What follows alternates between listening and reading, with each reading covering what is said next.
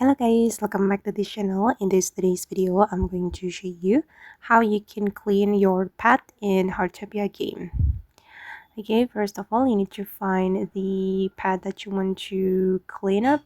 And for example, I'm going to clean my cat. Oh, my cat is in my bedroom. So I'm going to go there. Wait. Okay.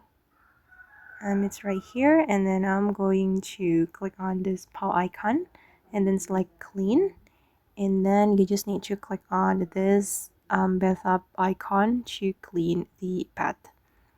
All right, and you need to clean until this bar is full, so there will be 1 2 3 4 5 steps. You just like this.